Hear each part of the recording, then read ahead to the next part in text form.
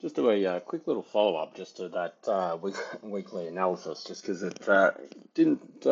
Sometimes you sort of finish these ones and you feel like you're sort of, yeah, I'm happy with how that's hit the points, and sometimes leaves yourself thinking, it's a little bit of uncertainty. I don't know if the picture's necessarily so much cleaner or clearer, I should say, than what we had prior.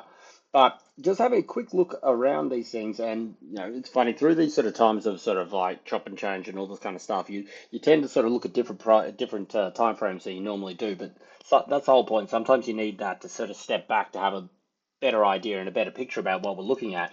And I thought I'd just sort of go through these things quickly, just to see if we could get a bit more clarity on potential direction overall of these things. And I'll start off with the dollar here. So this is DXY on a weekly time frame.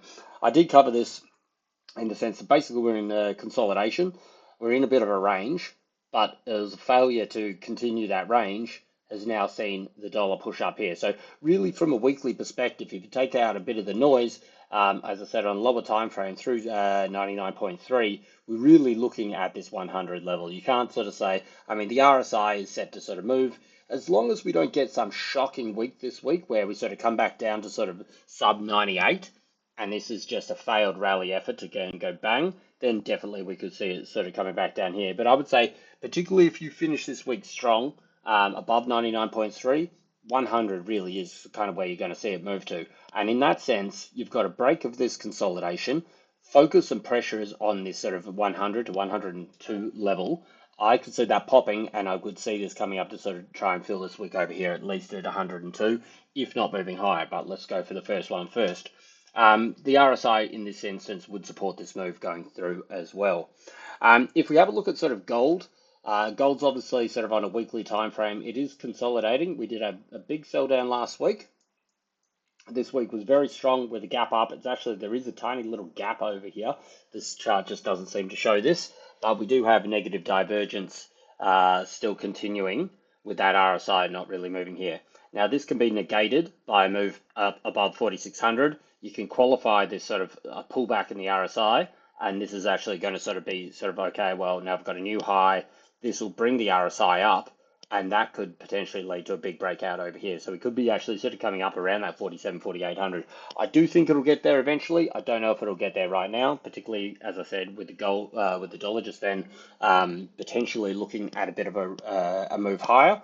I don't think that's necessarily going to break gold, but I think it does take away the ability for it to get major flows, which are needed to get it to those higher levels at this point. If you have a look at the gold silver ratio, this thing has been absolutely hammered down. And again, look, this shows the sort of importance about this. This is a 14-year trend we had coming through here, and this thing just chopped through it like butter. And it is obviously, I mean, look, we've all seen what's happened with silver. But if you look at this, again, we're on the weekly, the higher time frame to get a bit of an overall picture here. This is consolidating, albeit, yes, just the 2 weeks or so down here at the bottom here. But this is 2 rejections now from this lower level. We've got the RSI. It's actually oversold plus crossing over. Now, if we see a little bit of a sort of push down here, I don't think we're going to come down to these ones. Certainly if you take out those wicks, fine. Yeah, that was just a little stutter step and bang, continuation, bang on its way it goes. However, I do believe that these kind of little moves like this actually put more of a focus on potentially coming back up here. This thing is drastically oversold in the grand scheme of things. I mean, here we are. We've made a move from, of course, this is going back to April, but it's pretty much one-way traffic from that high when we got up to 108. It's lost 50%. You know what I mean? You've got to be cautious about these sort of things to sort of think that, hey, look, silver's going to 100 right now. How's silver going to go to 100? More likely, you're going to see something like this happen, and this is going to come back up over here. Select this right one, and then sort of come down like this. That's silver to 100, in my opinion. Of course, look, if this thing breaks down over here, well, okay, yeah, it will go to 100, no doubt, eventually. But I would say there's a greater risk or a greater idea of seeing this thing potentially rally up here and then start to sell back down over here. And you got to ask yourself, what's going to happen with the metals? Well, metals, a very sort of basic rule of thumb with this is that, if we're moving down, metals is generally sort of catching a bid, and that's what we've seen ever since April, actually yeah, prior to that really, but ever since April and particularly the last month or two, as silver has just exploded, same is true in the opposite direction. So as we move back up, I think that we are going to see this potentially put pressure on any larger breakouts of the metals at the moment. And it seems crazy to say because you always seem crazy till you're not, but these sort of things, they're at all-time highs. Where's the pain trade? Is the pain trade who's still short that they're squeezing? You know what I mean? So, and that's the whole point of it, that the whole world is long on metals. You're seeing lines around the corner, and sort of people are still going sort of, oh yeah, cool, let's buy more, buy more. I think there's a bit of fluff to be knocked off the top there. You can either buy silver and gold, which are both at all-time highs, screaming higher.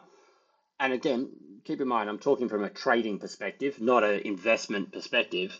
Or you could buy the US dollar, which is at multi-year lows. Where's the better sort of risk reward on those two trades? So it's not to sort of say that, hey, the dollar's going back to all-time high, well, not all-time highs, but we're going to get a massive run, but it's certainly room for it to run to 102, 103 or so.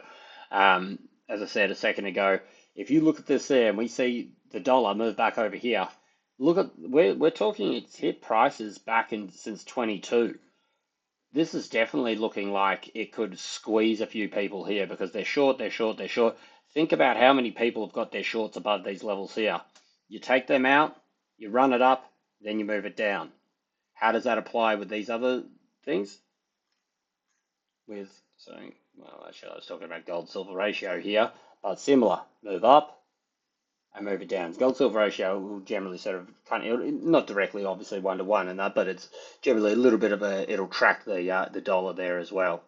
So I think there's definitely upside through the year, but I'm still cautious. And I just, the reason I'm doing this a little bit of a follow up on it is because I wasn't particularly happy with the analysis that I did on these things. And I didn't think that I gave myself any sort of more clarity with this kind of stuff. And sometimes it's with lower time frames, with so much chop and so much stuff going on at the moment, you can get a little befuddled, I guess is a word. I don't know. I don't really use that word, but it seems appropriate at the moment as to sort of what to kind of do. But I think sort of at least jumping onto these weekly timeframes gives you a chance to sort of step back and really take in how much this stuff has moved in one direction and start to make yourself think like it's like that sort of fear greed uh, gauge.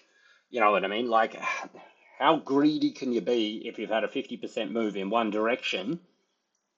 And not, this is just the gold silver ratio here, but silver did what, 150% or something last year. How much greed can you have before it turns into a sort of like, well, hold on, wait, let's wipe the smile off their faces a little bit here. So yeah, anyway, they're just a couple of quick thoughts, particularly based on the metals there and the dollar.